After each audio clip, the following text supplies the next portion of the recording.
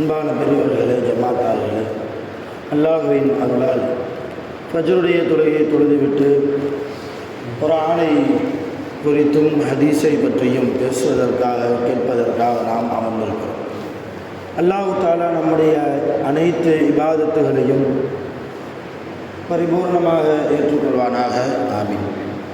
சங்கையானவர்களே, அல்லாஹ் தஆலா குர்ஆனின்படி வாழ்வதை நேசிக்கிறான். நபி ஸல்லல்லாஹு அலைஹி வஸல்லம் அவர்களுடைய ஹதீஸுகளின்படி நடப்பதையும் அல்லாஹ் தஆலா அதிகமாக நேசிக்கக்கூடியவனாக இருக்கிறார். எந்த ஒரு அடியான் குர்ஆன் ஹதீஸின்படி அவனுடைய வாழ்க்கை அமையுமோ, நல்லோர்களை பின்பற்றி சாலிஹீன்களை பின்பற்றி எந்த ஒரு அடியானுடைய வாழ்க்கை அமையுமோ அந்த அடியானை அல்லாஹ் அதிகமாக நேசிக்கிறான். அப்பழுக்கற்ற வாழ்க்கையாக யாருடைய வாழ்க்கையை அமைகிறதோ அந்த அடியானுக்காகத்தான் அல்லாஹ் தஆலா சுவனத்தையும் கியாமத்தில் தயார்படுத்தி வைத்திருக்கிறார். அருமையான பெருமக்கள், யாரும் நம்மீது குறை சொல்ல முடியாத ஒரு அழகான வாழ்க்கையை வாழ வேண்டும் என்று அல்லாஹ் எதிர்பார்க்கிறார். அல்லாஹ் குறையில்லாதவன். அல்லாஹ்வுடைய நபி குறையில்லாத நபி. அல்லாஹ்வுடைய மார்க்கம், இந்த தீனுல் இஸ்லாம் என்பது குறையில்லாத மார்க்கம்.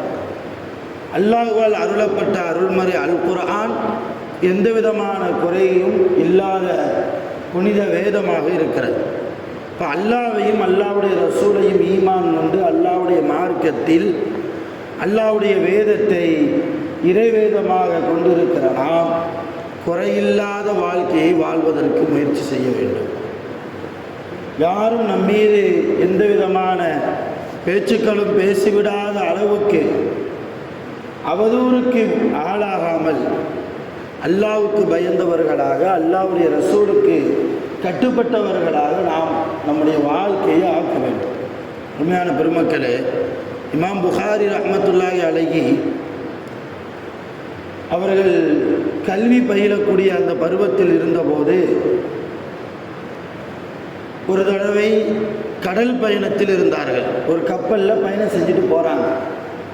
இமாம் புகாரி ரஹ்மத்துல்லாஹி அலைஹி கடல் கடந்து தீனுல் இஸ்லாம் என்கிற இந்த மார்க்கத்தை, நபி ஸல்லல்லாஹு அலைஹி வஸல்லம் அவர்களுடைய ஹதீஸை தேடி தேடி அலைந்து கொண்டிருந்த அந்த காலம், கடலிலே பயணப்பட்டு கடலுக்கு அந்த பக்கம் இருக்கக்கூடிய ஒரு மனிதரை சந்தித்து அவரிடத்தில் இருந்து ஒரு ஹதீஸை பெறுவதற்காக புகாரி ரஹ்மத்துல்லாஹி அலைஹி கடல் பயணத்தில் இருந்தபோது அந்த கப்பலிலே புகாரி ரஹ்மத்துல்லாஹி அலைஹி அவர்களோடு பல பேர் பயணம் செஞ்சாங்க. அதில் ஒரு நபர் கொஞ்சம் மோசமான எண்ணம் கொண்டவர். அவர் என்ன செய்தார், இமாம் புகாரி ரஹ்மத்துல்லாஹ்வை கவனித்து பார்க்குறார். ஏதோ சின்ன பையன் மாதிரி தெரியுதே, இவன்கிட்ட ஏதாவது காசு பணம் இருந்தால் எப்படியாவது ஒரு நாடகம் ஆடி அவனுடைய காசு பணத்தை நம்ம அபகரிச்சிடலான்னு சொல்லி பக்கத்தில் போய் பேச்சு கொடுத்தார். அப்பா, நீ யார், உன் பேர் என்ன? உதாரணத்தில் சொன்னாங்க, என் பேர் முஹம்மது, என்னுடைய பேர் முஹம்மது இப்னு இஸ்மாயில், என்னுடைய ஊர் புகாரா. நான் அல்லாஹ்வுடைய ரசூலுடைய ஹதீஸை யாரெல்லாம் மனப்பாடம் செய்து வைத்திருக்கிறார்களோ அவர்கள் இருக்கிற இடத்திற்கு போய் அந்த ஹதீஸை கேட்டு நான் அறிந்து கொள்வேன். அதை நான் ஒரு நூலாக எழுதி வந்து கொண்டிருக்கிறேன் என்று சொன்னபோது அந்த ஆள் கேட்டார், சரிப்பா எல்லாம் சரிதான், வழிச்செலவுக்கு ஏதாவது வச்சிருக்கியா, உன்னுடைய வழிச்செலவுக்கு ஏதாவது காசு பணம் இருக்குதா? புகாரி ரஹ்மத்துல்லாஹ் எடுத்து காமிச்சாங்க. ஒரு பெட்டியிலிருந்து என்னுடைய தாய் எனக்கு கொடுத்த சில திருகங்கள் இருக்குது அப்படி எடுத்து காமிச்சாங்க. உடனே அந்த ஆள் இப்போ இவ்வளோ பணம் வச்சிருக்கியான்னு சொல்லி, சரிப்பா பத்திரமா வச்சுக்கோ, இதில் எவ்வளோ இருக்குது எல்லாம் கேட்டார். இதில் எவ்வளோ இருக்குது, இதோடைய அந்த பண மூட்டையினுடைய அந்த முடிச்சினுடைய அந்த அடையாளம் எல்லாத்தையும் பார்த்து வச்சுக்கிட்டு கொஞ்சம் நேரம் கழித்ததுக்கு பின்னால் கப்பலில் ஒரு சத்தம் போகிறார். என்ன சத்தம்? என்னுடைய பணத்தை காணலை, நான் கொண்டு வந்த பணத்தை காணலை, யாரோ இந்த கப்பலில் என்னுடைய பணத்தை திருடி விட்டார்கள். அதனால் கப்பலுடைய மாலுமிகளை அழைத்து அவர் சொன்னார், எல்லாரையும் நீங்கள் செக் பண்ணணும், எல்லாரையும் நீங்கள் சோதனை பண்ணணும், என் பணத்தை யாரோ ஒருவர் எடுத்து விட்டார். அப்படிங்கும்போது கப்பல் உள்ள மாலுமி சொல்கிறாங்க, அப்படி யாரும் எடுத்திருக்க மாட்டாங்க, நீங்கள் நல்லா உங்கள் உடைமைகளில் தேடி பாருங்கள், உங்கள் பொருட்களில் தேடி பாருங்கள், மறந்து அங்கே இங்கேயும் நீங்கள் வச்சுருக்கிறதுக்கு வாய்ப்பு இருக்குது. அந்த ஆள் சொன்னார், இல்லை எனக்கு நல்லா தெரியும், என்னுடைய பணத்தை காணலை, நீங்கள் செக் பண்ணுங்கள். எல்லா அடையாளத்தையும் சொல்கிறார். அவர் என்ன புகார் ரஹ்மத்துல்லாஹ் வச்சிருக்கிற அந்த பணத்தை தன்னுடைய பணம் என்று மக்கள்கிட்ட காட்டி அதை எப்படியாவது அபகரிக்கணும். அதனால் இவ்வளோ நான் வச்சுருந்தேன், அந்த பையனுடைய அடையாளம் இப்படியெல்லாம் இருந்தது, இத்தனை முடிச்சு போட்டு வச்சுருந்தேன், எல்லாம் அப்படியே சொல்கிறார். புகார் ரஹ்மத்துல்லாஹி அலைஹி இதை கேட்டுட்டு விளங்கிட்டாங்க. ஆக நம்முடைய பணத்தை அபகரிக்கிறதுக்கு தான் இவன் இந்த மாதிரி ஒரு நாடகம் ஆடுறான் அப்படின்னு விளங்கிட்டு அமைதியாக இருந்துட்டாங்க. கப்பலில் உள்ள மாலுமி ஒவ்வொரு ஆளையாக கூப்பிட்டு சோதனை பண்ணுறாங்க. யார்கிட்டையும் பணம் கிடைக்கல. கடைசியில் புகார் ரஹ்மத்துல்லாஹையும் கூப்பிட்டு அவரையும் செக் பண்ணி பார்க்குறாங்க. அவருடைய ஆடையில் பார்க்குறாங்க, அவர் கொண்டு வந்த பெட்டியில் பார்க்குறாங்க. அவர்கிட்டையும் எந்த விதமான காசு பணமும் இல்லை, கண்டுபிடிக்க முடியலை. அப்போ அந்த நபர் மறுபடியும் புகார் ரஹ்மத்துல்லாஹ் சுட்டி காட்டுறார், இவர் தான், இந்த பையன் தான் என்கிட்ட பேச்சு கொடுத்துட்டு இருந்தான், இவரை நல்லா பாருங்கன்னு சொல்லி புகார் ரஹ்மத்துல்லாஹ்வை விடவே இல்லை. புகார் ரஹ்மத்துல்லாஹ் எதுவுமே பேசலை, எல்லாம் பார்த்துக்கங்க, என்கிட்ட இருந்தால் நீங்கள் என்ன சொல்கிறீங்களோ நான் கேட்குறேன், கடைசி வரைக்கும் புகார் ரஹ்மத்துல்லாஹ்விலிருந்து ஒரு திருகத்தை கூட எடுக்க முடியலை. அந்த நபருக்கு ஒரே குழப்பமாயிடுச்சு. இவன்ட்டு தானே பார்த்தோம், இந்த சிறுவன்ட்டு தானே நம்ம பார்த்தோம், இவ்வளோ காசு வச்சுருந்தானே, இப்போ எங்கே ஒழிச்சு வச்சுருந்துருப்பான். நைஸாக போய் புகார் ரஹ்மத்துல்லாஹ்ட்ட பேச்சு கொடுத்தார் அந்த நபர். அப்பா உன்கிட்ட காசு இருந்ததை நான் பார்த்தனே, பெட்டியை திறந்து நீ என்கிட்ட எடுத்து காமிச்சியா இல்லையா? இப்போ உன்னை சோதனை செஞ்சு பார்க்கும்போது அந்த காசை காணாமப்பா, எங்கேயாவது வச்சிருக்கியா சொல்லு, இனிமேல் நான் எந்த நாடகமும் போட மாட்டேன் அப்படின்னு அந்த நபர் சொன்னபோது புகார் ரஹ்மத்துல்லாஹ் சொன்னாங்களா, உங்களுக்கு காசு வேணும்னு என்கிட்ட கேட்டிருந்தா நானே தந்திருப்பேன், உங்களுக்கு என்கிட்ட இருந்த காசு தான் வேணும் அப்படின்னா நானே தந்திருப்பேனே, அதுக்காக நீங்கள் இப்படி ஒரு நாடகம் ஆடி நீங்கள் கப்பலுடைய மாலுமிகளை கூப்பிட்டு சொல்லும் போதே நான் உணர்ந்துக்கிட்டேன், நம்முடைய காசை அபகரிக்கிறதுக்கு தான் நீங்கள் இந்த மாதிரி செய்கிறீங்கன்னு சொல்லி. நாளைக்கு என்னை சோதனை செய்கிற போது என்னுடைய பணம் தான் அதை உங்களுடைய பணமாக நீங்கள் நாடகம் போட்டு மக்களுக்கு மத்தியில் காண்பித்து விட்டால் இந்த கப்பலில் உள்ளவங்கெல்லாம் என்ன பேசுவாங்க? திருடன்னு பேசுவாங்க இல்லையா? இந்த சிறுவன் ஒரு திருடன் பேசுவாங்க. இப்போ இவங்களுடைய பேச்சு எனக்கு பெரிதல்ல, ஆனால் நான் போய்கொண்டிருக்கிற துறை இந்த மார்க்க கல்வி சார்ந்த இந்த துறை, அல்லாஹ்வுடைய ரசூலுடைய ஹதீஸை அறியக்கூடிய இந்த துறை, அந்த ஹதீஸை பாதுகாப்பாக ஆக்கி அடுத்த ஜெனரேஷனுக்கு கொண்டு போய் சேர்க்கக்கூடிய இந்த துறை இது இருக்கிறதே, இந்த துறைக்கு நீங்கள் என் மீது போடக்கூடிய பழி ஆபத்தாக வந்துவிடுமோ என்று நான் யோசித்தேன். பின்னால் வரக்கூடிய மக்கள் யார்? இந்த புகாரியா, இந்த முஹம்மது இப்னு இஸ்மாயிலா கப்பலிலே திருடனாக இருந்தார் என்ற ஒரு அவப்பெயர் எனக்கு வந்துவிடக்கூடாது. ஒரு திருடன் சொல்லக்கூடிய ஹதீஸை நான் எப்படி எடுக்க முடியும் என்று பின்னால் வரக்கூடிய மக்கள் அல்லாஹ்வுடைய ரசூலுடைய ஹதீஸை எடுப்பதில் கொஞ்சம் யோசித்து விடக்கூடாது. அதனால் நான் என்ன செஞ்சேன் தெரியுமா? என் கையில் இருந்த அந்த துட்டை, அந்த பணத்தை நீங்கள் மாலுமிகளை கூப்பிட்டு சொன்னபோது அந்த பணத்தை அப்படியே எடுத்து கடலில் தூக்கி போட்டேன்னாங்க இமாம் புகார் ரஹ்மத்துல்லாஹ். என்கிட்ட இருந்தால் தானே நான் திருடன் என்கிற பெயர் வாங்குவேன். அதனால் எனக்கு காசு பணம் முக்கியம் இல்லைன்னு சொல்லி திருட்டு பழியையும் நான் ஏற்க தயாராக இல்லை.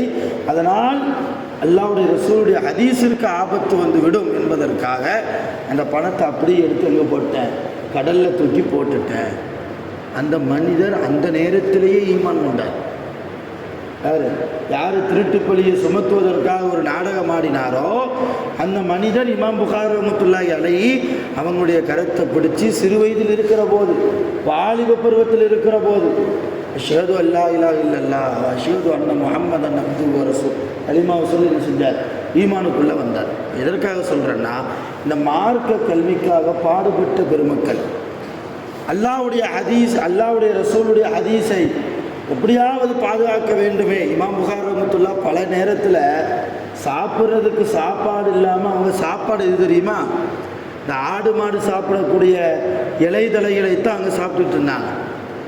ரொம்ப பசிச்சதுன்னா ஒரு இலையை பிடிச்சி சாப்பிடுவாங்க, பறித்து இலைதலை கொடி இதை பறித்து ஆடு மாடு சாப்பிடுவது போன்று சாப்பிடுவாங்களாம்.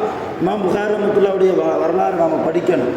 இந்த வரலாறில் எழுதுகிறாங்க, இமாம் புகாரி ரஹ்மத்துல்லாஹ் அவங்க போகக்கூடிய அந்த பாத்ரூமினுடைய நிலை, அவர்கள் கழிக்கக்கூடிய அந்த மலம் ஜலம் ஒரு ஆடு மாடு கழிப்பது போன்று இருக்கும் என்று இமாம் புகாரி ரஹ்மத்துல்லாஹ்வுடைய வாழ்க்கை வரலாறுல நம்ம பார்க்குறோம்.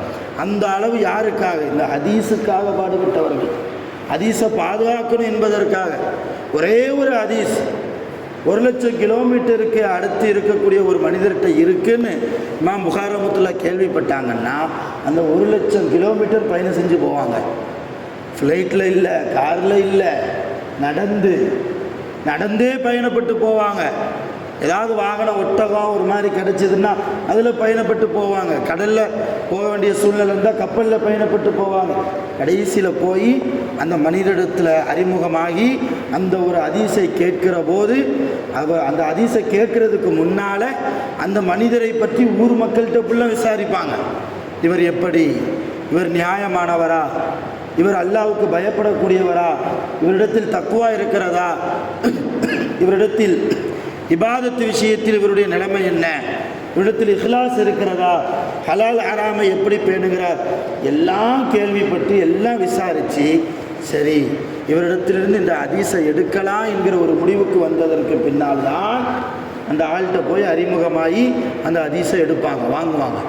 அந்த ஹதீஸை தெரிஞ்சுக்கிடுவாங்க.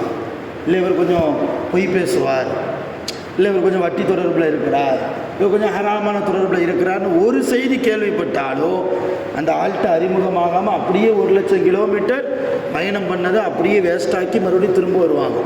இப்படியே தன்னுடைய வாழ்நாளை ஹதீஸை சேகரிப்பதற்காகவே கழித்தவர்கள் இமாமுனா புகாரி ரஹ்மத்துல்லாஹி அலைஹி. அதனால தான் குர்ஆனுக்கு அடுத்த அந்தஸ்து புகாரி கிதாப், குர்ஆனுக்கு அடுத்த அந்தஸ்து புகாரி கிதாப் என்கிற ஒரு அந்தஸ்தை அல்லாஹ் தஆலா புகாரி ரஹ்மத்துல்லாஹி அலைஹி அவர்களுக்கு கொடுத்திருக்கிறார் என்றால், அருமையான பெருமக்களே, நான் சொல்ல வருவது இவ்வளவு பாடுபட்டு நமக்கு தந்த அந்த ஹதீஸை இமாம்கள் எல்லாம் அவ்வளவு பாடுபட்டு நமக்கு ஹதீஸை, ரசூலுல்லாவுடைய நடைமுறைகளை, ரசூலுல்லாவுடைய சொற்களை, ஹதீஸுகளை பாதுகாத்து நமக்கு கொடுத்தாங்க. அந்த ஹதீஸை நம்ம பின்பற்றி வாழ்கிறோமா? ஒரு 100க்கு ஒரு 10% ஹதீஸின்படி நம்முடைய வாழ்க்கை அமையப்பெறுகிறதா, அமைத்திருக்கிறோமா? நம்முடைய குடும்ப சூழலை அப்படி உருவாக்கி நாம் வைத்திருக்கிறோமா என்பதை நாம் சிந்தித்து இனி வரும் காலங்களில் ஹதீஸின்படி வாழ்வதற்கு நாம் முயற்சி செய்ய வேண்டும். நபி ஸல்லல்லாஹு அலைஹி வஸல்லம் ஆயிஷா அம்மா சொல்கிறாங்க இல்லையா, ரசூலுல்லாஹ் வீட்டை விட்டு வெளியே போயிட்டு மறுபடியும் வீட்டுக்குள்ளே வந்தாங்கன்னா முதல்ல என்ன செய்வாங்க, மிஸ்வாக்கு செய்வாங்க. ரசூலுல்லாஹ் வீட்டுக்குள்ளே நுழைஞ்சா சலாம் சொல்லிட்டு வீட்டுக்குள்ளே வருவாங்க. வீட்டுக்குள்ளே வந்த உடனே அவங்க மொதல் வேலை மிஸ்வாக்கு செய்வது தான். இந்த ஒரு சுன்னத்தையாவது வெளியிலிருந்து வீட்டுக்குள்ளே போகக்கூடிய ஆண்களாக இருக்கக்கூடிய நாம் குறைஞ்சபட்சம் என்ன செய்யணும், ஒரு மிஸ்வாக்கு வச்சு வச்சுக்கணும். லைட்டாக மிஸ்வாக்கு செஞ்சுட்டா நம்முடைய நடைமுறையை, நம்முடைய அன்றாட வேலைகளை பார்க்கணும். இப்படி ஒவ்வொரு சின்ன விஷயத்திலும் ஹதீஸை பின்பற்ற ஆரம்பித்து விட்டால், ரசூலுல்லாஹ் சொன்னாங்க இல்லையா, சஹாபாக்களை பார்த்து சொன்னாங்க, இப்போ என் கூடவே நீங்கள் இருக்கிறீங்க, என்னைய பார்க்குறீங்க, என்னுடைய சுன்னத்தை அணுவாக பின்பற்றுறீங்க. இப்போ என்னுடைய ஒரு சுன்னத்தை நீங்கள் பின்பற்றினா அதற்குண்டான நன்மை உங்களுக்கு கிடைக்கும். ஆனால் பின்னால் ஒரு காலம் வரும், என்னை பார்த்தே இருக்க மாட்டாங்க, என்னுடைய சுன்னத்தை அது இது என்று எல்லாம் கேள்விப்படுவாங்க. அப்படி பின்னால் வரக்கூடிய மக்களில் யாராவது ஒருவர் என்னுடைய ஒரு சுன்னத்தை பின்பற்றினால், ஒரு சுன்னத், என்னுடைய ஒரு நடைமுறையை பின்பற்றினா 100 ஷஹீதுகளுடைய நன்மை அவருக்கு கிடைக்கும். நாங்கள் சொல்லுவோம், ஒரு ஷஹீதுக்கே கேள்வி கணக்கு இல்லாமல் சொர்க்கம், 100 ஷஹீதுடைய நன்மை நமக்கு கிடைக்கும் என்றார்கள் நபிகள் நாயகம் ஸல்லல்லாஹு அலைஹி வஸல்லம். ஒரு சுன்னத்தை, ஒரு நடைமுறையை நாம் பின்பற்றினோம். ஒரு தொப்பி போடுறதுலேருந்து, ஒரு தாடி வைக்கிறதுலேருந்து, சாப்பாட்டினுடைய ஒழுங்கிலிருந்து, ஒரு பிஸ்மில்லா சொல்கிறதுலேருந்து, ஒரு மிஸ்வாக் செய்வதிலிருந்து, ஒரு பாத்ரூமுக்கு போகும்போது ஓதக்கூடிய துவாவிலிருந்து, பாத்ரூமிலிருந்து வெளியே வரும்போது ஓதக்கூடிய துவாவிலிருந்து, இப்படி எல்லாமே, தண்ணீர் குடிப்பதிலிருந்து, இப்படி ஏதாவது ஒரு சுன்னத்தை வாழ்க்கை முழுக்க ஹயாத்தாக்கினால் 100 ஷஹீதுகளுடைய நன்மை. அருமையான பெருமக்களை, ஹதீஸை பின்பற்றி அல்லாஹ்வுக்கு பயந்தவர்களாக, தக்வாவுடையவர்களாக வல்ல ரஹ்மான் நம் அனைவர்களையும் ஆக்கி அருள் புரிவானாக. குர்ஆன் ஹதீஸின்படி உலகத்தில் வாழ்ந்து மரணிப்பதற்கு அல்லாஹ் தஆலா எல்லா வகையிலும் நமக்கு தௌஃபீக் செய்வானாக. நோய் நொடி இல்லாமல், ஆஸ்பத்திரி செலவுகள் இல்லாமல், நீண்ட ஆயுள் காலம் அல்லாஹ்வால் வழங்கப்பட்டு சாலிஹான நிறைய அமல்களை செய்து மரணிப்பதற்கு வல்ல ரஹ்மான் நம் அனைவர்களுக்கும் ரஹ்மத் செய்வானாக. ஆகிரு தஅவானா அல்ஹம்துலில்லாஹி ரப்பில் ஆலமீன். சுப்ஹானல்லாஹி வ பிஹம்திஹி, சுப்ஹானல்லாஹி வ பிஹம்திஹி, அஷ்ஹது அல்லா இலாஹா இல்லா அன்த, அஸ்தக்ஃபிருக வ அத்தூபு இலைக். ஆமீன். சுப்ஹான ரப்பிக ரப்பில் இஸ்ஸத்தி அம்மா யசிஃபூன். ஸல்லல்லாஹு